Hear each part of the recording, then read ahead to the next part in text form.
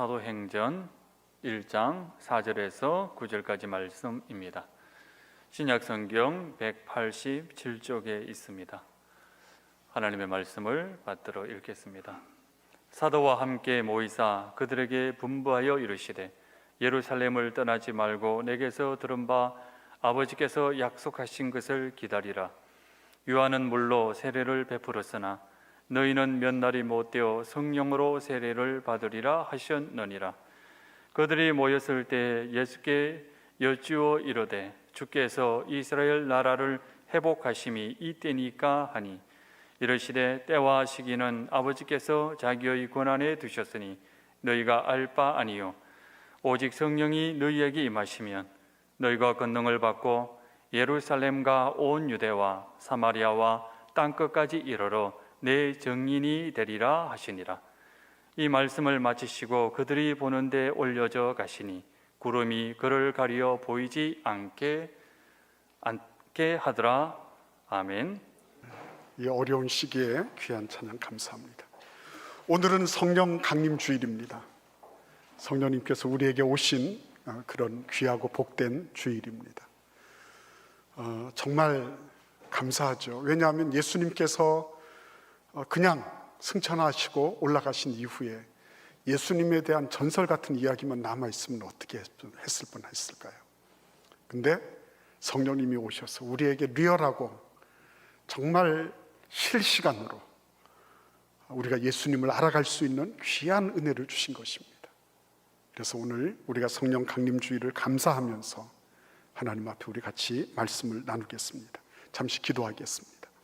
고마우신 하나님 감사합니다. 이 시간 우리 주님께서 이 자리에 임재하셔서 저희들이 주의 말씀을 함께 나눌 때 듣는 자나 또한 듣는 모든 회중이 유튜브로 함께하는 모든 주의 백성들이 하나님께서 주시는 성령께서 교회들에게 주시는 그 음성을 듣게 하여 주옵소서. 예수님의 이름으로 기도하옵나이다. 아멘. 전 세계적으로 높이뛰기 챔피언이 있습니다. 그분의 성함은 벼룩입니다. 벼룩. 자기 신장의 100배를 평균적으로 뜁니다. 평균 신장이 2mm 정도 되는데 2mm에서 4mm 그 정도 사이인데 어느 쥐벼룩은 그보다 150배 이상 33cm를 뛰었어요.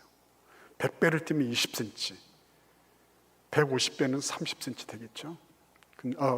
그렇죠? 근데 33cm를 띄워가지고 기네스북에 올렸답니다. 그러니까 엄청난 거죠. 근데 벼룩을 길들이는 방법이 있어요. 뭐냐면 병에다 넣어두고 뚜껑을 잠그는 거죠. 그러면은 그 벼룩이 처음에 이렇게 뛰다가 전에는 전혀 그런 장애를 못 느꼈는데 가니까 뭐가 쿵 하고 부딪히는 거예요. 그 떨어져가지고 이렇게 보니까 막 피도 나고 막 멍도 들고 어떤 때는 뇌진탕도 걸리고 이러는 거예요. 그래서 그때부터 이 벼룩들이 머리가 있습니다. 벼룩도 딱 병뚜껑 가기 전까지만 뛰는 거예요. 병뚜껑 가기 전까지. 며칠이 지난 다음에 이 개구쟁이 과학자가 병뚜껑을 슬 열어가지고 제껴놔요. 그러면 아까 어떻게 해요? 한 20cm 정도, 자기 신장의 100배는 충분히 뛸 수 있는 벼룩이 어디까지 뛸까요? 딱 병뚜껑 그 높이까지만 뛰는 거예요. 그래서 아무리 병뚜껑을 열어놔도 벼룩이 도망갈 일이 전혀 없다. 벼룩 길들이기 참 쉬워요. 이렇게 되는 거예요. 근데 벼룩만 길들여지는 게 아니더라고요. 인생도 그렇게 길들여지는 거예요. 인생도 몇 번 해보고 안 되니까 여기까지구나. 내 인생 여기까지. 그래서 자기 한계를 스스로 설정해 놓고 거기에서 그 안에서만 살아가는 거죠. 자기는 원래 훨씬 그보다도 더 높이 뛸 수 있는데, 아니 그렇게 뛸 수 있도록 다 돼 있는데 자기 스스로가 조절해서 거기까지만 움직이는 거예요. 그 사람들이 오늘 이 본문에 등장하고 있는 예수님의 말씀을 듣고 있는 제자들이었습니다. 그들은 지금 긴가민가 한 것입니다. 예수님께서 부활하셨다고 하지만 그러나 그들은 예수님이 세 번째 나타나셨어도 예수님을 확실하게 믿지 못했어요.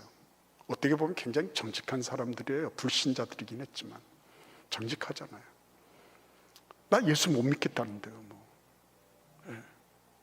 근데 여러분 생각해 보십시오. 예수님이 죽음에서 부활하셨다. 개념적으로 다 알아요. 지식적으로 다 알아요. 근데 그 지식적으로 알고 있음에도 불구하고 예수님을 그 다음부터 따르지 않습니다. 어디로 가죠? 갈릴리 바다로 다시 갑니다.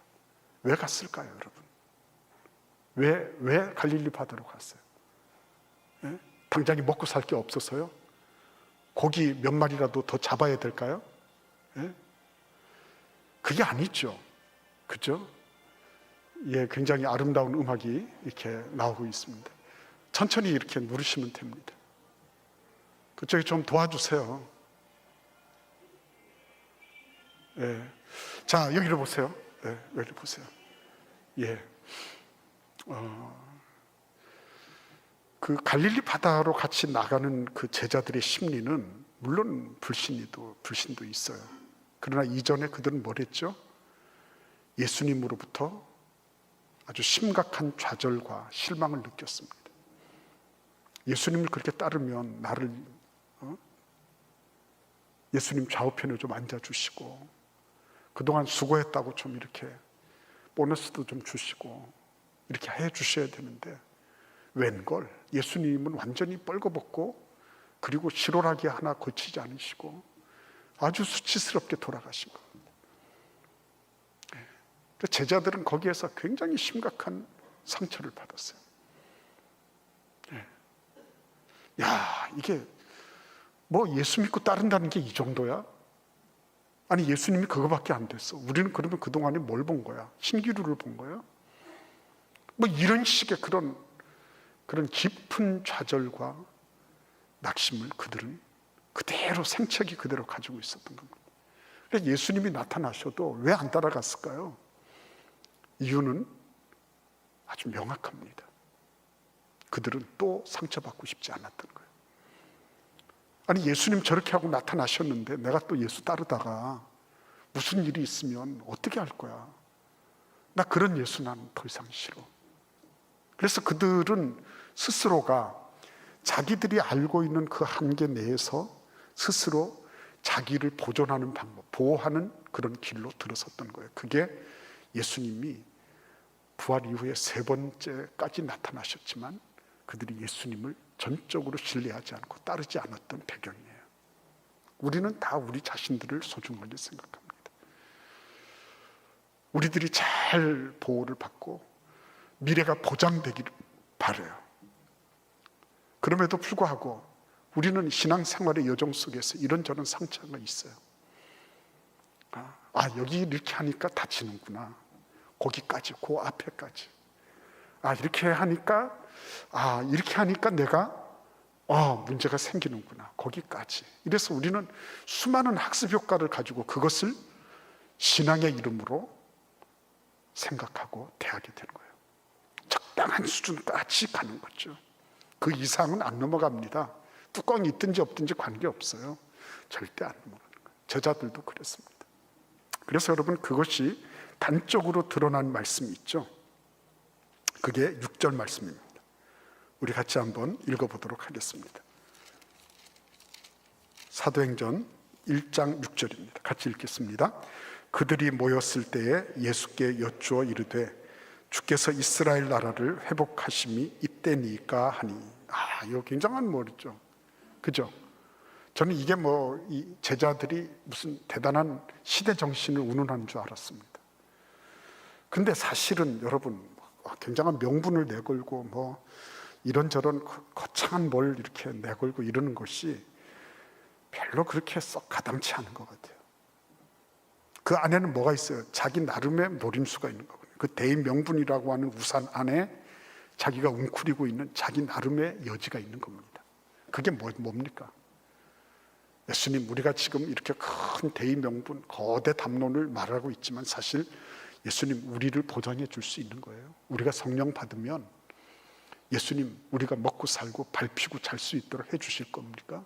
이 소리예요, 여러분. 예. 여러분, 그러기 때문에 뭐 크게 이렇게 막 그 어떤 담론을 얘기하고 막 이럴 때는 조심하셔야 돼요. 예.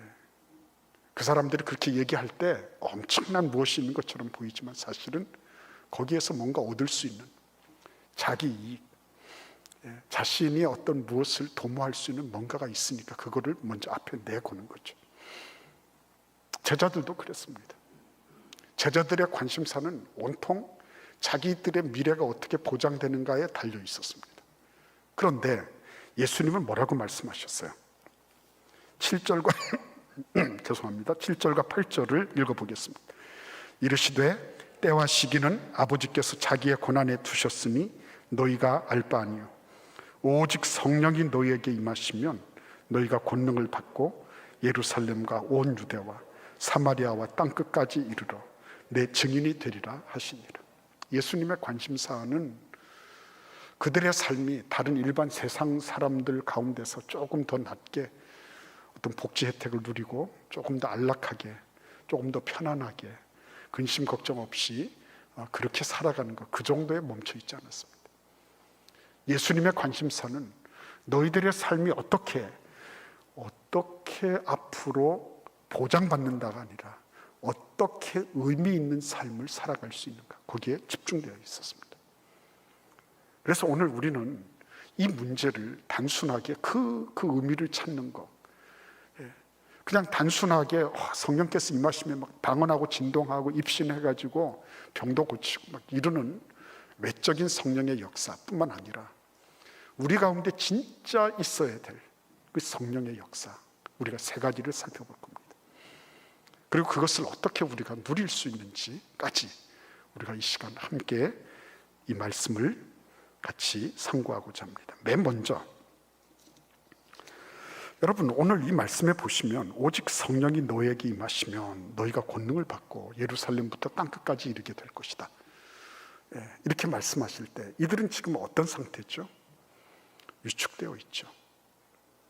혹시나 예수님 때문에 발등에 떨어질까 봐, 발등에 떨어진 불이 자기 것이 될까 봐, 그래서 어떻게 하면 예수님과 연관 없이 적당한 거리를 둘 수 있을까, 이거를 지금 전전긍긍하고 있거든요. 그래서 그들이 찾아 들어간 곳이 어떤 곳입니까? 예루살렘 시내에 있는 어떤 사글세방, 거기로 찾아 들어간 거죠. 그래서 거기에 문 걸어 잠그고 그러고 있었잖아요. 이들은 정말 축소될 대로 축소되고 위축될 대로 위축되고 아주 그냥 찌그러질 대로 찌그러진 그런 모습을 보이고 있는 거예요. 그런데 오늘 이 8절 말씀을 딱 읽어보면 무슨 생각이 듭니까? 완전히 바뀌었죠. 뭐가 바뀌었습니까? 이들이 지금 세상을 향하여 가지고 있는 그런 두려움과 불안, 초조, 이런 것으로부터 이제는 뭐가 바뀐 거예요? 방향이 확 바뀐 겁니다. 어떻게 바뀐 거예요? 그전에는 계속 축소 일로에 있었습니다. 그래서 지금은 어떻게 해요? 땅끝까지 나아가는, 그렇죠? 완전히 방향이 전환이 돼서 이제는, 그때는 의리였어요. 근데 지금은 뭡니까? 세상을 향하여 막 나아갈 수 있는, 그렇죠? 잘못된 갑이 아니라, 갑질하는 갑이 아니라 당당하고 그리고 멋진 그런 모습으로 탈바꿈하게 된 겁니다. 성령님이 오시면요, 우리의 자아상 자체가요, 다른 것은 다 바뀌고 뭐 안 바뀌고 뭐 다 있다 할지라도 우리의 자아상이 바뀝니다. 우리 교회에서 자라나신 우리 서진규 목사님, 어머님이 고 엄부흥 권사님이셨죠. 엊그저께 서진규 목사님 오셔서 같이 얘기를 나누는데 어머님 얘기가 나왔어요. 엄부흥 권사님, 여러분도 잘 아시다시피 참 고생 많이 하신 분이에요. 못 배우시고 가진 것도 없으시고 오직 그냥 기도 하나로 이 모진 세월을 이겨내신 그런 어머님이셨습니다. 어느 날 이렇게 보니까 엄 권사님이 성경을 베고서 주무시더래요. 그래서 서 목사님이 엄마, 왜 성경을 베고 자? 베개 베고 자지. 그 성경을 왜 그렇게 하냐고. 그랬더니 엄권사님 하시는 말씀이, 나는 무식해서 혹시라도 내가 잠을 잘 때 하나님께서 꿈으로라도 나한테 가르쳐 주실까 봐 그래서 성경을 베고 잔다고. 모든 게 그런 식이었어요. 뭐 별로 삶이 달라지거나 많은 것을 누리거나 이러지는 못했어요. 그러나 당당하셨어요. 제가 뭐 자주 찾아가 뵌 건 아니지만요, 어쩌다가 한번 이렇게 요양원이라도 가게 되면 그러셨어. 항상 그 복도에서부터 웃는 소리가 칼칼칼칼칼 웃으시는 그런 소리가요 막 들렸어요. 별로 많이 소유도 많이 배우신 것도 아니었지만요, 그 요양병원 안에 그 병실 안에 있는 모든 분위기를 그분이 주도하시더라고요. 당당하셨어요. 그러면서도 다 배려하시고 섬기시고. 그래서 성 목사님이 그러시더라고요. 우리 어머님이 하나님이 다시 자신을 얼마나 사랑하시는지를 알고 난 다음부터 그렇게 세상을 향해서 주눅들지 않고 기죽지 않고 그렇게 우리를 키우셨다고. 성령님이 오시면요 달라진 거 별로 없습니다. 성령님이 오신다고 해서 별로 달라진 게 없어요. 그런데 예수께서 지금 제자들에게 하신 말씀이에요. 너희들이 지금까지 땅을 파고 들어가던 그런 생이었다면 이제는 저 태양을 향해서 막 운비하고 상승하는 그런 삶. 아무것도 달라진 것도 없는데 모든 게 달라졌어. 왜? 하나님이 나를 사랑하시고 하나님의 영이 나와 함께 하셨어. 내 생을 붙잡고 계시기 때문에 나는 이 세상에 의해서 주눅들거나 그것에 기죽어서 살거나 그것에 겨우 비굴하게 엎드려서 세상을 향하여 무릎 꿇는 그런 존재가 아니라 나는 하나님께만 굴복하고 세상을 향하여 당당한 그런 존재로 살아가렵니다. 그래서 성령께서 임하실 때 모습이에요. 있거나 없거나가 중요한 게 아닙니다. 그 사람이 뭐 배경이 얼마나 되거나 그 중요하지 않아요. 못 배워도요 참 겸손하게 배울 줄 알고, 내가 비록 배운 게 많이 없어도요 그래도 얼마나 지혜로운지 모릅니다. 무식하다고 이럴 게 아니더라고요. 저희 외가도 제가 자라나던 고향에도 보면 그분들이 별로 학교하고 친하지 않았어요. 그러니까 학교하고 친하지 않았지만 학교에서 배우지 못하는 거, 그 지혜를 다 가지고 있었습니다. 그 어르신들이 그 지혜로 다 가르쳐 주셨어요. 인생 어떻게 사는 거 몸으로 다 배웠습니다. 여러분, 주님 은혜 가운데 예수님께서는 성령이 권능이 너희들에게 임하신다. 그러면 너희들은 더 이상 수축되고 위축되고 그리고 더 이상 땅 파고 들어가는 그러한 왜소한 삶이 아니라 너희들은 저 땅 끝을 겨냥하는 그런 존재로 될 것이다. 이렇게 말씀하시는 거예요. 그러니까 지금까지 자기 목숨 하나 구비하고 자기 목숨 하나 보존하고 그거 보장받는 게 목표였잖아요. 근데 성령의 권능이 임하시니까 그 권능을 받아 누리면 그 다음엔 어떻게 돼요? 전 세계 사람들의 생명을 구원하는 일로 그들이 사명감을 가지게 되는 거예요. 이게 달라지는 겁니다. 성령께서 임하신 다음에 아멘입니다. 하나님 그렇습니다. 내가 알고 보니까 나 하나를 부지하려고 생각했는데 내 능력이 가만히 보니 나 하나 부지하는 건 내 가족 하나 살려내는 것도 쉽지 않습니다. 그런데 성령께서 이것을 어떻게 가능하게 하실까 하는 거예요. 땅끝까지 너를 기다리고 있는, 네가 전할 메시지를 기다리고 있는 사람들 땅끝까지 있다, 이렇게 말씀하시는 겁니다. 어떻게 가능해질까요? 앤드류 월스라고 하는 세계적인 선교학자가 있습니다. 영국 케임브리지를 졸업하고 똑똑한 사람이죠. 그러나 그가 나이지리아에 가서 겸손하게 주님을 배우게 됩니다. 그러면서 기독교의 확장은 단순하게 이슬람처럼 메카를 중심으로 그냥 직선으로 뻗어나간 게 아니다.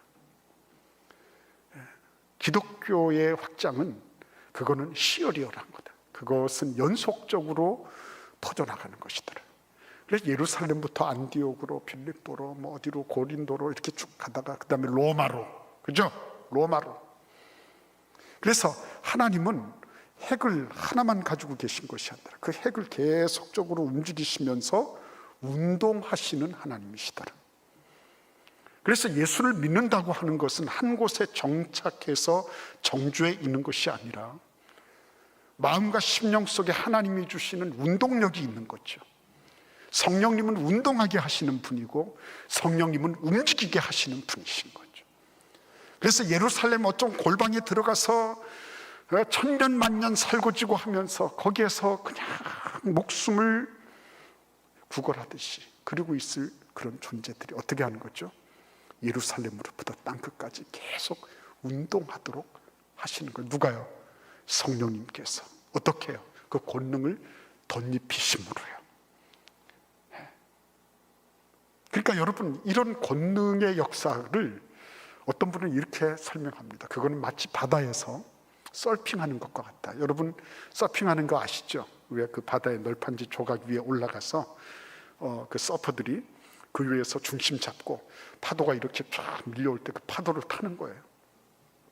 파도를 탈 때 어떻게 합니까? 그 서퍼들은 그냥 거기에서 중심만 잘 잡고 있으면 돼요. 나머지는 뭐예요? 파도가 밀어주는 거죠. 파도가. 그 파도를 그냥 타면 되는 거예요. 파도를. 그런데 이 운동은 예루살렘과 유대와 사마리아와 땅끝까지 가는 이 운동은 어떻게 하는 거예요? 내 능력으로 가는 겁니까? 이 지금 자기 목숨 하나를 부지하기 위해서 웅크리고 들어가 있는 이 제자들이 어떻게 자기 능력으로, 여건이 있습니까? 말이 됩니까? 뭐를 가지고 갈 거예요? 성령께서. 서핑하는 그 사람들이 그 보드 위에 올라가 있는 것처럼 성령님께서 이끌어 주시면 그 가운데서 자기가 그걸 뭐 추진력을 가지고 뭐 엔진을 달고 이래서 가는 게 아니라 파도가 그냥 쭉 밀어주는 대로 거기서 중심만 잘 잡고 있으면 쭉 가는 거예요. 물론 많은 연습이 필요하겠죠. 근데 성령께서 그렇게 하신, 너희가 오직 성령이 너희에게 임하시면 너희가 권능을 받고 그 권능으로 너희들 자신이 가지고 있는 그 이상의 것으로 나아가게 된다. 이렇게 말씀하시는 거예요. 너희들이 가지고 있는 한계 안에 웅크리고 있는 것이 아니라 그것을 뛰어넘는, 그래서 예루살렘과 온 유대와 사마리아와 땅끝까지 이르게 될 것이다. 근데 문제는 뭐예요? 우리는 왜 그렇게 서핑이 안 되나 하는 거죠. 왜 이렇게 힘드나? 서퍼들은 그냥 이렇게 해서요, 중심만 잘 잡고 있으면은 막 파도가 휘몰아 쳐가지고 그 파도 사이를 막 지나오기도 하고 막 그러잖아요. 근데 왜 우리는 그게 안 될까? 난 왜 이렇게 인생이 이렇게 일마다 힘들고 어렵고 뭐 하나 하려고 하면 이렇게 뭐가 많이 걸리고 왜 이렇게 장애물이 많고 왜 그럴까? 이유가 어디에 있을까요, 여러분? 두 가지 오늘 우리 같이 성경을 찾아보겠습니다. 사도행전 2장 38절입니다. 사도행전 2장 38절 같이 읽어보겠습니다. 베드로가 이르되 너희가 회개하여 각각 예수 그리스도의 이름으로 세례를 받고 죄 사함을 받으라. 그리하면 성령의 선물을 받으리니. 아멘. 너희가 회개하여 죄 사함을 받으라. 문제는 죄에 있죠. 죄가 우리와 하나님 사이를 다 갈라놓잖아요. 하나님과 소통되지 않는 거예요.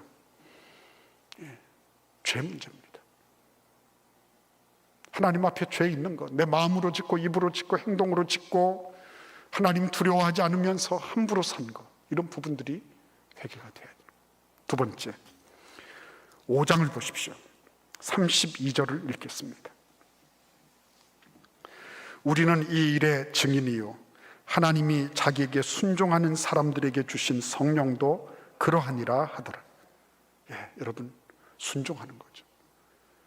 순종할 때 하나님께서 그 순종하는 사람들에게 성령을 주시고 성령께서 우리들 가운데 함께 하셔서 순종하는 이들에게 하나님의 인도하심을 보여주시고 이끌어 가시는 거죠. 그래서 사도행전을 가리켜서 성령행전이라고 얘기하는 것입니다. 자기들의 힘으로 한 게 아니에요. 자기들의 능력으로 한 것이 아닙니다. 단지 성령님께서 인도하시는 그곳에 순종했을 때 예루살렘에서 유대로, 유다에서 다시 사마리아로, 사마리아에서 또 땅끝으로 나가는 일련의 그런 운동이 계속적으로 일어났던 것입니다. 그러므로 우리가 이런 성령의 썰핑, 성령께서 우리를 인도하실 때 그 파도 위에 타서 막 나아갈 수 있도록 하는 것을 장애하는 두 가지를 우리가 살펴봤어요. 죄에 대해서 둔감하다, 죄에 대해서 회개하지 않는다, 그리고 분명히 순종해야 될 것인데 순종하지 않는다. 그러면 서퍼가 마치 그 보드 위에서 중심을 잃은 것처럼 퐁당 빠지게 될 거예요. 그래서 너무너무 힘들 겁니다. 인생 사는 거 왜 이렇게 힘들까? 난 나름으로 교회도 다니고 직분도 가지고 뭔가 하고 있는데 왜 이럴까? 하는 소리 나올 때는 두 가지. 하나님 앞에 회개하고 죄 사함 받고 즉각 하는 거죠. 그리고 하나님께서 나에게 원하시는 순종의 길을 걸어갈 때, 그때 우리는 그 파도 위를 유영하는 그런 서퍼처럼요. 우리는 성령께서 우리를 이끌어 가시는 그 성령의 조류에 함께 탔어요. 내가 할 수 있는 능력 정도가 아니에요. 그 너머를 향해서 나아갈 수 있도록 하나님께서 우리를 인도하시는 것입니다. 성령의 권능이 임하셨을 때 클라이맥스가 뭘까요? 그러면 증인이 되는 거죠. 증인이란 말은 무슨 말입니까?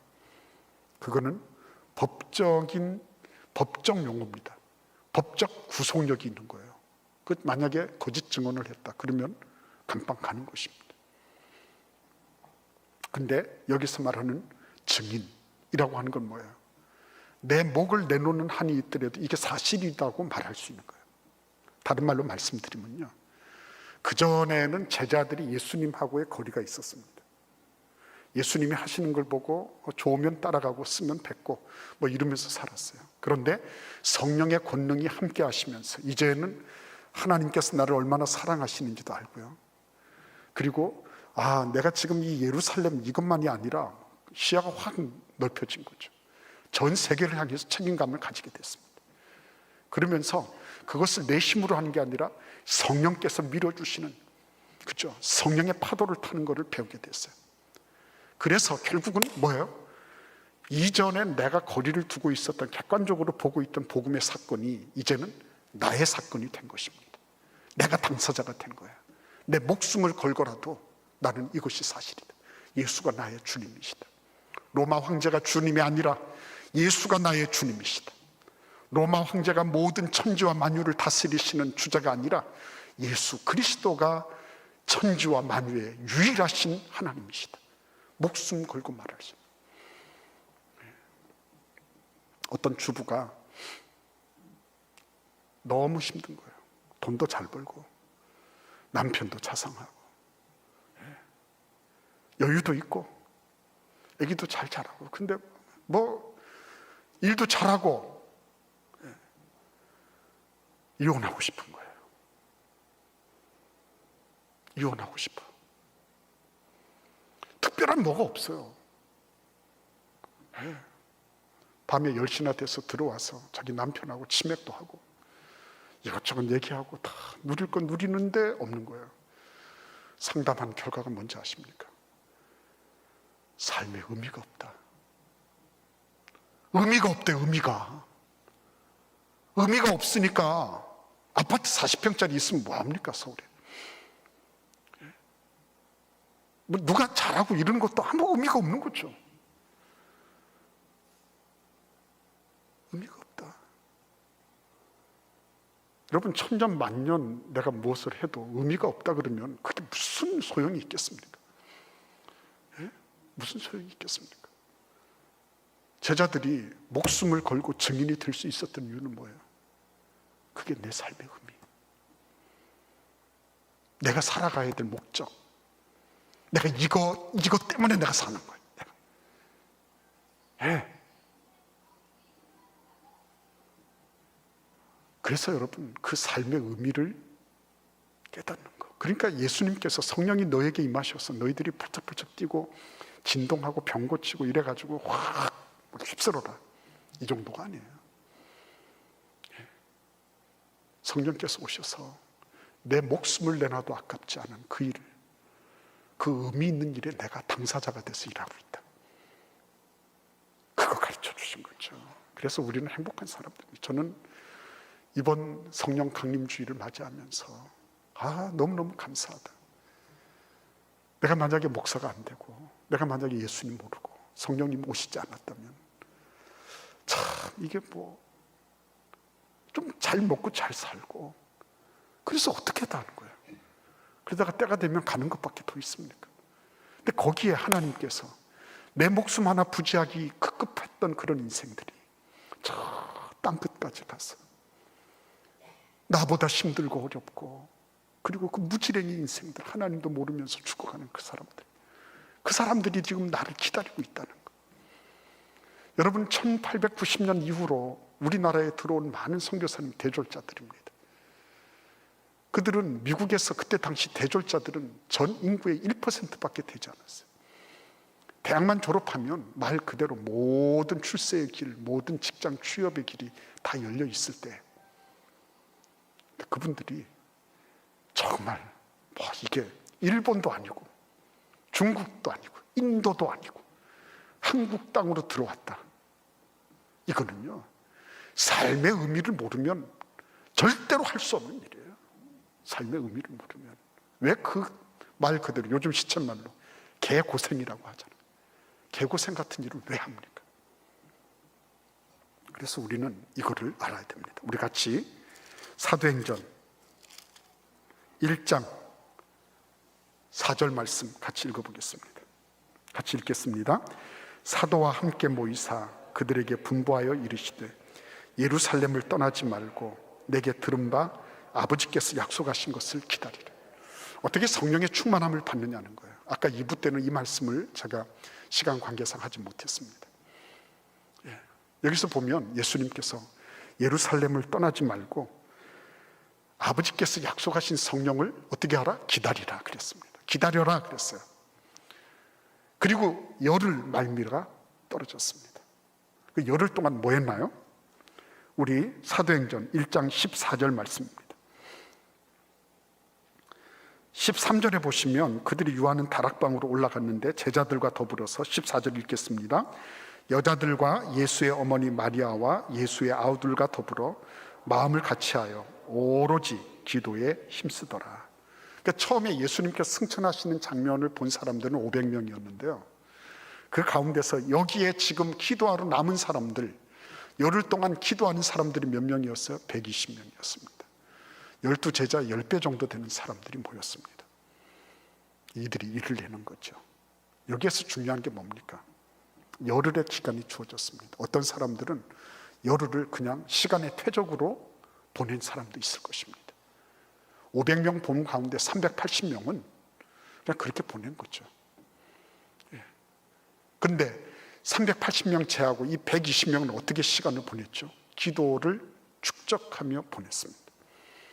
기도를 축적하며 보냈습니다. 기도하며 회개했을 거예요. 기도하면서 순종하지 못한 삶을 후회했을 것입니다. 우리 교회에도 세례 받으시면서 내가 왜 진작에 예수님을 몰랐는지, 그게 너무 원통스럽다고 나이 많으신 그 어머님이 그렇게 눈물을 흘리시면서 고백하시는 걸 봤어요.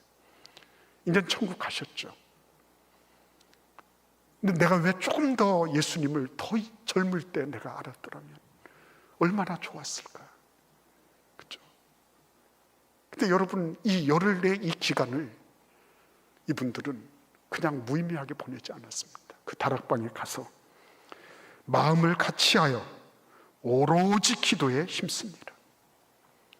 마음을 같이하여, 그렇죠? 오늘도 우리가 산행을 하면서 마음을 같이하는 분들, 2사람도 좋고 3사람도 좋고 마음을 같이하여. 그 다음에 뭐예요? 더 좋은 건 뭐예요? 함께 기도하는 사람들. 그들이 모여서 뭘 했죠? 성령의 권능을 받아 누리게 된 것입니다. 그리고 드디어는 마침내는 이 세상을 뒤집어 엎는 그러한 원동력이 된 그런 정말 귀중한 인물들이 된 것입니다. 오늘 주님 앞에 우리가 가정에서도 보면 마음을 함께하여 더불어 기도할 사람들이 있는가? 우리 구역에서 마음을 같이하여 함께 기도하는 그런 기도에 힘쓰는 이들이 있는가? 있다면 감사한 것입니다. 만약에 없으시다면 어떻게 해야 되겠어요? 만들어야죠. 그런 은혜가 있기를 바랍니다. 여러분, 우리가 성령의 충만하심을 입는 것, 그거는 이렇게 시간이 주어졌을 때 그 시간에 정말 하나님 앞에 엎드려서 주님께 기도하고 주님의 마음을 알아가는, 그래서 내가 혹시나 잘못된 거 있으면, 불순종한 것 있으면 회개하고 순종의 길로 돌이키고, 그렇죠? 내가 혹시나 미적거리면서 지연하고 있었던 것 있으면 빨리 내가 순종의 길 들어가서 빨리빨리 처리하고, 이럴 때 하나님이 어떻게 하시죠? 성령의 역사로 우리 가운데 함께 하십니다. 그 성령의 역사, 성령의 인도하심을 다 받아 누리시는 우리 사랑하시는 모든 주의 백성들 되시기를 기원합니다. 기도하겠습니다. 고마우신 주님, 감사합니다. 성령님 보내주셔서 고맙습니다. 이 성령님과 더불어 주의 말씀 따라 순종하면서 기쁨으로 살아가는, 성령의 그 조류를 타고 그 파도를 타고, 그리고는 성령께서 인도하시는 대로 나아가는 우리 대전제일교회가 되게 하여 주옵소서. 예수님의 이름으로 기도하옵나이다. 아멘.